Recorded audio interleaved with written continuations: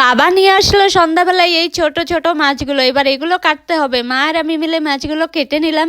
মাছগুলোতে ছিল চিংড়ি মাছ আর ভেটকি মাছ, গোচই মাছ। এবার আমি মশলা করে নেব। রসুন, আদা, জিরে, শুকনো লঙ্কার গুঁড়ো একসঙ্গে বেটে নিয়েছি। ফুলকপিটা কেটে ভাপিয়ে নিয়েছি। এবার মাছে লবণ হলুদ মাখিয়ে নিব। মাছগুলো কড়াইয়ে সর্ষের তেল দিয়ে ভেজে নিব। মাছগুলো কিন্তু বেশিক্ষণ ভাজতে হয় না, চিংড়ি মাছ একটু সময় ভাজলেই হয়ে যায়।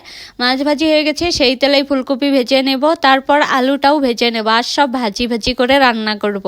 এবার ফোড়নে দিয়ে দিব সর্ষের তেল, গোটা গরম মশলা, জিরে আর পেঁয়াজ কুচি, লবণ হলুদ দিয়ে একটু ভেজে নিয়ে টমেটো কুচি, বেটে রাখা মশলার সঙ্গে দিয়ে দিয়েছি কাশ্মীরি লঙ্কার গুঁড়ো, দিয়ে ফুলকপি দিয়ে ভালো করে একটু ভেজে নিয়ে ধনেপাতা দিয়ে ঢাকনা দিয়ে দিলাম।